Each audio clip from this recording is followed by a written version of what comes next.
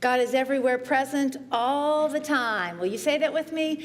God is everywhere present all the time. God is everywhere present all the time, no matter where you are, no matter where you've been, no matter what's before you, no matter what's behind you. God is everywhere present all the time. But there were two little boys who didn't know this truth. These two little twin brothers were in their third grade classroom, and they were acting up as they were prone to do.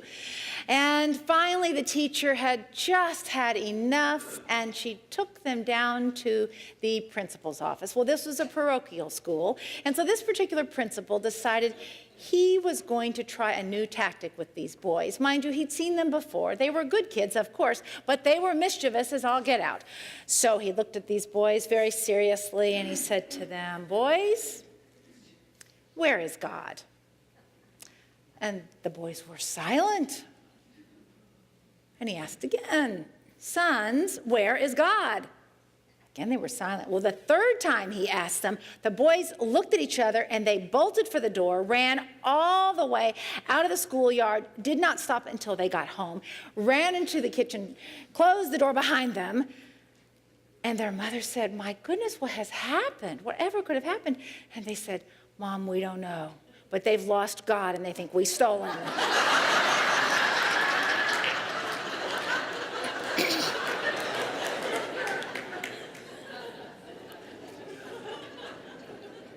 God is everywhere present all the time. We are starting a series today. Our series is called What Do You Really Believe?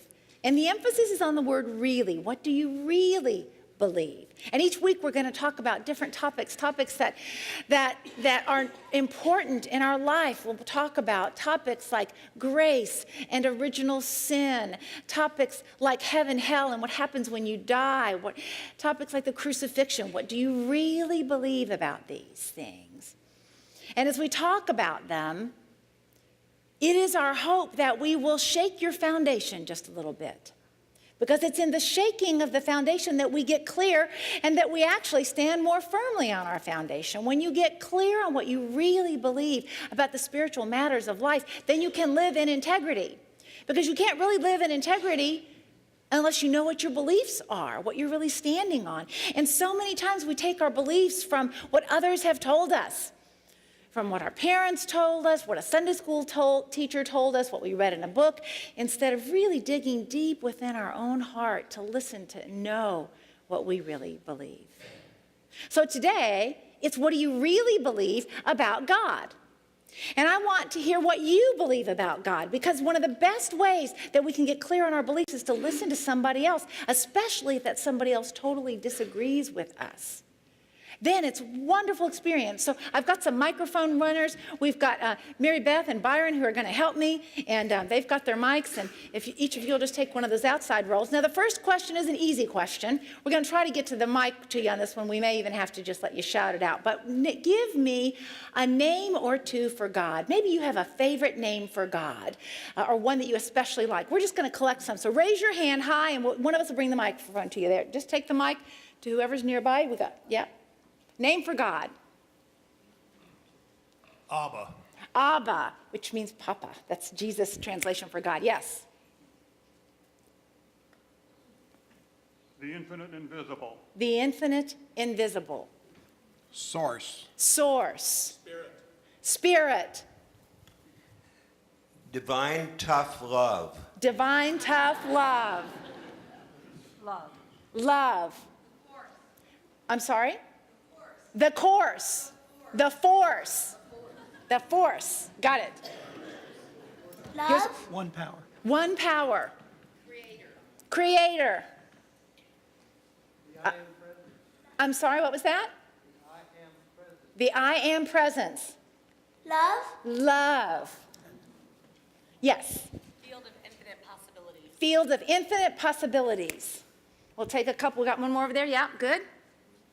What was that? We're done. Go ahead. Supreme consciousness. Supreme consciousness. Yes, okay, we'll take one more. I always got to give to the judge. I want you to have the microphone. Can you speak into the microphone? Spirit. Spirit, he says. Yes, awesome. So we've got wonderful names we've just said for God. And we'll say it, Mary Beth and Byron, because we got another question for the folks. So we heard all kinds of things like Spirit and the Force and the Beloved Presence and Allah and Jehovah and Mother, Father and Creator, Source. All these are terms for God, and they're all right. Every one of them. Now what I want to ask you is, how do you define God? How do you define God? So raise your hand. Raise your hand. Give us a definition for God. There's one back there. This group needs to speak up more here. Okay. I'm going to come. I got one here. Here we go. All love. All love. Unconditional love. Unconditional love. Okay, we got one. Can you pass it to her? The I am. The I am. Goodness. Superhero. Superhero. Love it. Love it. Oh, there's a microphone coming to you, Kimberly. The energy present in all. The energy present in all. 55 two-tone Bel Air Chevy. A 55 two-tone Bel Air Chevy. Awesome. That's one I've not heard before. Okay. Infinite, all-knowing, all-powerful. Infinite, all-knowing, all-powerful. Got one back there? Yeah? Good. Go for it. Undefinable. Undefinable. Anybody else? You got, oh, I have one I don't see. Where? Oh, yeah, good. It's hard to see. The power within. The power within. Great. And in the balcony, shout it out. God is everything. Savior.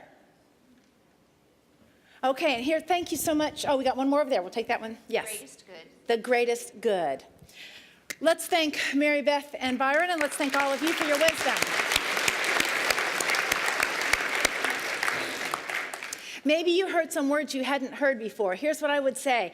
God is all of that and more. God is only limited by our language. It's our language that limits us when we go to discuss God. Whoever it was that said God is indefinable, that's the definition I would go with, perhaps, because that's the truth. How can we describe this ineffable presence that is everywhere, all the time with us, within us, around us, and as us? James Dillett Freeman, Unity's great mystic and writer, once said, "Some men like to feel that they alone of all men have found the way to God or have the right to approach him. But how small the God must be who has only one way to him. How small the God must be who has only one way to him." Yeah. You know, it's important to think about, as you think about God, where did your conception of God come from? What is your earliest memory of God? Think back with me, if you will. What is the earliest memory you have of someone talking about God, or perhaps an experience of God, or reading about God? Go back into your childhood, perhaps, to the earliest memory. See if you can get hold of that memory.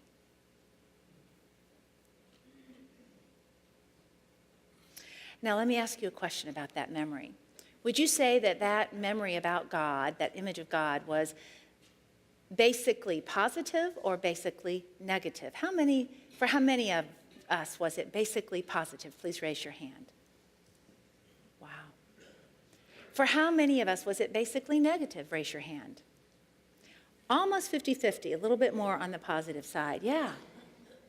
How many of you think of your concept of God today?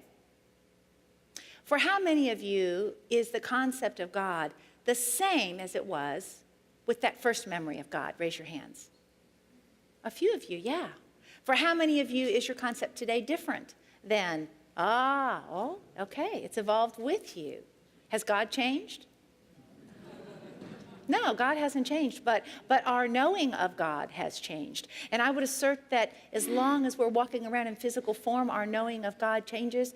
and even beyond. It evolves. Those of you who raised your hand, I would say it deepens. Our knowing of God deepens. It may not change, but it can deepen. That possibility is there. So in our conversation today, I would never presume to take from anyone their image of God. And I want to share with you what Unity's teaching about God is. And it's an interesting thing because Unity is so inclusive that sometimes people think that we have no foundational teachings. They get confused. You see, we are inclusive and we welcome everyone. And we honor whatever name you use for God, whatever knowing of God you have, and yet there is a fundamental Unity teaching. I was reading a blog by a Unitarian minister the other day, and he was shocked to have a conversation. Now, Unitarian is different from Unity. Similar name, but very different. Wonderful faith tradition, but different. So anyway, he was having a conversation with a contractor in his church. And the contractor was telling the minister how he'd been driving past a Unitarian church. And his son said, "So Dad, what do the Unitarians believe?" And the father said, "Well, the Unitarian church is a church where whatever you believe, that becomes your religion." And the minister was stunned because there are definable teachings for the Unitarian path. And he was stunned to hear that they felt like people in Unitarian faith just make it up as they go along. So a person sent me this blog on Facebook and said, "Okay, Unity folks, what do you think about this? Because maybe it's true about Unity too. Maybe there's people out there driving by and say, 'Oh yeah, that Unity church, they just make it up as they go along.'" Now, you and I know different. But sometimes because we're so inclusive and we honor everyone, we're interested in what everyone has to say, we lose track of that. So over the next 7 weeks, we will share what Unity teaches. And it is my hope that in this disquisition, you go deeply into your own beliefs and you ask yourself the tough questions. That's our aim. So what does Unity teach about God? All right, Unity teaches that God is source. That God is source, the creator, first cause, some would say. It is the source of everything that we see. God underlies that. God is the force impelling that into expression. Now, you might say, "But Patricia, I see a whole lot of things that I don't want to think that God created." But because here we are as humans with free will. And we can choose to align with that force or not. We have that free will. But God is ultimately the first cause, the giver of divine ideas. God is source. And God is all good. God is all good is what Unity teaches, that God is, in fact, when I asked my husband how he would define God, he said, it's an energy for good. An energy for good. And that's what Unity would say. Unity would say that God is all good. And we teach that God is everywhere present all the time, everywhere present. And this is the beautiful thing about Unity's knowing of God, is that if God is everywhere present, then that means that God is in you. God is in you, right where you are. God is in you, as you. No matter what mistakes you may think you have ever made, no matter what choices you have lived from in your life, in this moment, right where you are, God is. God is in you. In this moment, right where you are, God is. Because God is everywhere present all the time. Eric Butterworth said that God is a circle whose center is everywhere and whose circumference is nowhere. Center is everywhere, circumference is nowhere. So God is centered in you just as you are. There's a center of God in you. And God is centered in someone across the room. But there's no outer definition because God is beyond what we can define with our words and even with our mind. God is more than this. I love how it is that the ancient Jews believed that you were not to say the name of God aloud, Yahweh. You were not to say it aloud because to say it would condense it. So God is source. God is everywhere present all the time. God is all good. And God is principle. Now this one sometimes gives us a challenge. God is principle. That means God is unchanging. Like the principles of mathematics. You know, the principles of mathematics don't change. You and I might change in our ability to apprehend them, to use them. But the principles of mathematics don't change. God doesn't change. Some of you have a different knowing of God today than you had when you were younger. God didn't change. Your knowing of God changed. As you evolve in consciousness, your knowing of God evolves. But God is principle. Now, some of you out there saying, but Patricia, this all sounds very impersonal. You know, where's my God with skin on? Sometimes we just need a God with skin on. You know, we need to feel the arms of God, and we use language like the arms of God. Well, technically, that's not the teaching of unity. Unity doesn't teach of God as an anthropomorphic form. But you know what? Sometimes I need a God with skin on, too. And sometimes I'll send you a note of condolence, and I'll use those terms because that's what comforts. You know, God is still very personal within us, and you have your own personal relationship with God. But God doesn't really have any favorites. God loves everyone equally. God is love. God is the love that is present in everyone equally. It is only our language that separates us from fully knowing God. And the last thing I want to say about God is that God is the only power in the universe. You know, for our wonderful statement of being, many of you know, is that there's only one presence and one power in the universe and in my life. God the good, omnipotent. Only one presence and one power in my life, God the good. You see, Flip Wilson had it wrong. You know, he said, the devil made me do it. Well, Unity would say Flip Wilson had it wrong. You know, there are many that would say he had it absolutely right, and that's a different path. But Unity would say that there is only one power. It is a power for good. It is God. And it is the greatest power in the universe. We might not understand that, so we might act from a different place, but ultimately there's only God, and that is the greatest power, and it is greater than any challenge or question or hurt that we might experience in our life. Now, if you go to the Bible, what you will see is that God shifted from the days of the Hebrew Scripture, what some call the Old Testament, the Hebrew Scriptures. That God was a God where obey God and you were blessed, disobey God and you were cursed. That was a very judgmental God. And then you progress along this continuum to the Christian Bible, where you have the God that Jesus taught about, which was an unconditionally loving God. One little girl, when coming to learn the Bible, said, boy, God sure got nicer as he grew up, didn't he?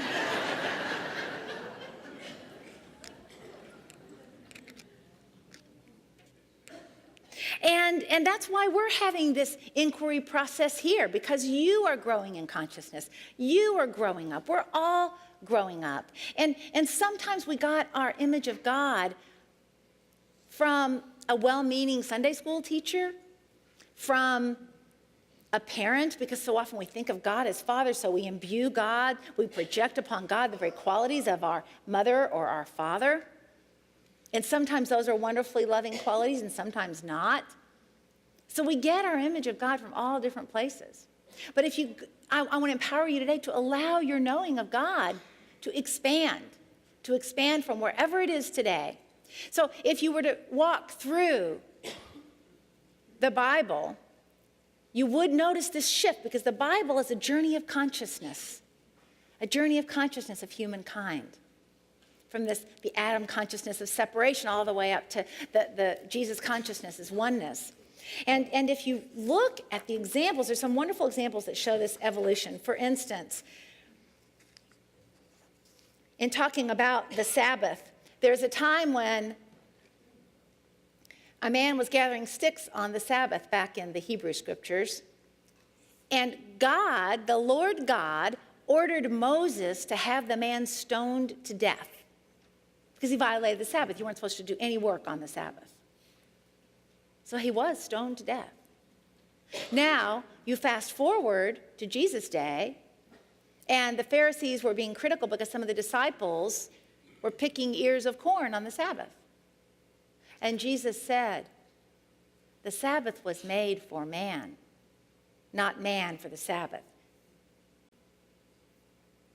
Another example is where in the Hebrew Scriptures, you get the sense that God has favorites. You know, that he is on one side or another.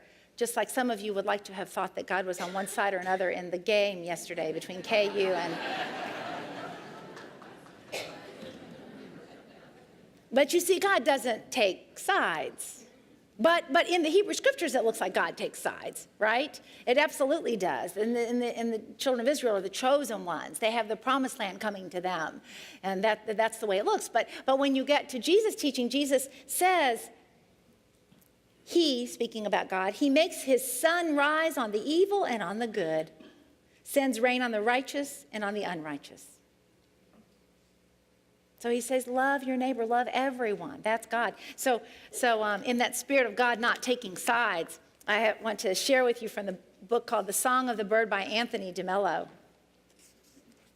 And this story is entitled Jesus at the Football Match. Jesus Christ said he had never been to a football match. So we took him to one, my friends and I. It was a ferocious battle between the Protestant punchers and the Catholic crusaders. The crusaders scored first. Jesus cheered wildly and threw his hat high up in the air.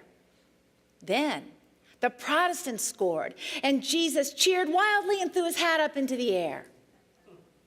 This seemed to puzzle the man behind us. So he reached over and tapped Jesus on the shoulder. "Which side are you rooting for, my good man?" he asked. "Me?" replied Jesus. "Oh, I'm not rooting for either side. I'm just enjoying the game." Much as we might like to think of Jesus, God, Spirit, doesn't have any more affection for any one of us than another. God is a force of good and love that is active in everyone's life equally. And this is so reaffirming to know, because it means that no matter what you think you've done or not done, God is there. God is there for you. So why does it matter? Why does it matter that we get clear on what we believe about God? Friends, I want to tell you something today. Your relationship with God is the most important relationship of your life. Your relationship with God is the most important relationship of your life. It is more important than your relationship with your partner, your child. It is more important than any relationship you can have, your relationship with God. Because as you probe and develop and yield to that beautiful relationship, everything else falls into place for you. I remember when I was a little girl, my first memory of God. I don't know where it came from. All I know is that I woke up one day from a nap and I felt a presence. And somehow I knew it was God. And it felt good. And I knew I could talk to that presence. And I've been talking to it ever since. Sometimes I don't hear anything in return. But I know that presence is good. And because I know that, I'm grounded in my life. So as you get clear on your knowing about God, it grounds you and it allows you to lead the empowered life, to lead the bold life, and do those things that you dream on doing. So how can you deepen your relationship with God? Let me give you some ideas today, how you can deepen your relationship and broaden your concept of God. First is to meditate on a name for God. Pick a name that's different than the one you usually use. If God is a standard name you use, then pick another one like Spirit and chant it inwardly like a mantra in your meditation time, just repeating it silently inwardly over and over. So maybe the word is Spirit, Spirit, Spirit, Spirit. At whatever pace you want to, you might do it in alignment with your breath, but just be with that word. That will stretch and expand wherever you are now with God. Pick a word, any word for God. Stay with that for a week. The next week, go with another one. So meditate on God. Of course, the most important thing is to have a daily practice of some sort. So you might start there if you don't have a daily practice. It's like any relationship. You have to spend time with it to really nurture it, to really allow yourself to hear and recognize when Spirit's speaking to you. And at any given point in time, there's a good number of us in the room that have just quite frankly forgotten to meditate, have quite frankly not meditated for a very long time. So guess what? It's a new moment right here, right now. You can make a commitment to have a daily practice starting in this very moment. Absolutely. So a daily practice, take time to meditate on God. Be open to a new experience of God. God doesn't have to show up like God has always shown up for you. You can experience God even more deeply and broadly. Consider taking time in nature. For many people, nature enhances the ability to experience God. And we are basing our series on this book called Discover the Power Within You. And it's actually our theme for the whole year, Discover the Power Within You. And the reason we're doing this series is that as you get clear on what you believe, then you are discovering the inherent power within you, which is God. So this book, Discover the Power Within You by Eric Butterworth, has a great chapter 4 all about God. And I'm telling you, if you read nothing else in this book, read chapter 4. Now, I know a couple weeks ago I told you if you read nothing else in this book, read chapters 1 and 2. But so today, I reserve the right to change my mind. Read chapter 4. All about God. He says such amazing things about God and the history of God, and helping you to delve deeply and maybe tear down and shake away some of your images that you've had and open to something that might be new and expansive for you. And we want to help you in this inquiry process. And so every week in your bulletin, there's going to be a whole list of study questions and reflection questions that you can pray about. That's another way for you to know God more deeply. You'll be able to take notes during the lesson. And we've created an actual study guide for every week of our series. And if you are in one of our study circles, in fact, let me just take this time to invite you to be a part of one of our small group circles. Our small group circles are going to be meeting over the next 7 weeks all over town. Some are here at the church, some are in people's homes. And it's when you dialogue about what you believe, and when you hear somebody else say what they believe, that you get clearer on your own faith. So that's why we've created these study circles, these small group circles, so that you can really converse about it. So the study guides are for those of you who are in the circles, but we have a few extras as well if others want to pick them up, and we'll print some more for next week too. So if you're in a circle, you want to pick up your study guide and take that to your group with you. And it's also online. Our online listeners will appreciate, and you will too, that all of the study guide is online and easy to access.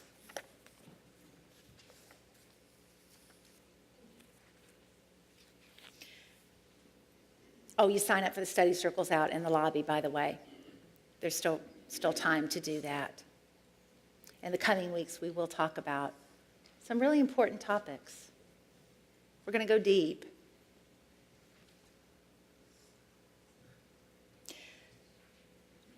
Don't ever let anybody take away your knowing of God.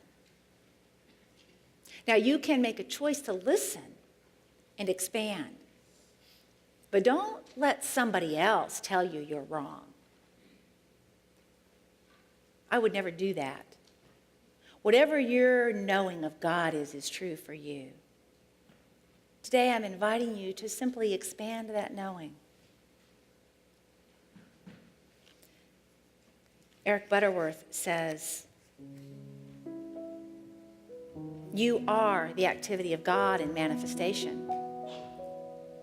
There's no place in all the world where you can get closer to God than you are right now. So friends, while I would never try to take away your knowing of God, I would ask that you just know one thing. In fact, I would beg you to know this one thing about God.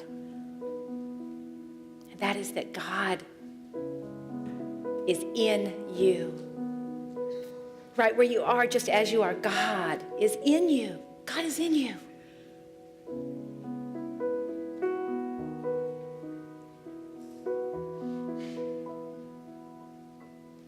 Where I am, God is. Right where you are, just as you are. Where I stand, God is standing strong. No matter where you've been, no matter where you're going. Where I breathe, God is breathing life in and out and through me. Can you get it? Can you get it? Just how beautiful you are. Can you get it? Can you really get it? Just how amazing you are. God has chosen you. God has chosen you to be its vessel in this world. You are the love of God. Do you get that? I want you to know, and if you can't know it, then I'm going to know it for you. I want you to know that God lives in you as you, that you are the way that God gets around in this world, that you are the hands and feet of God, that as you claim this, as you know this, God expands.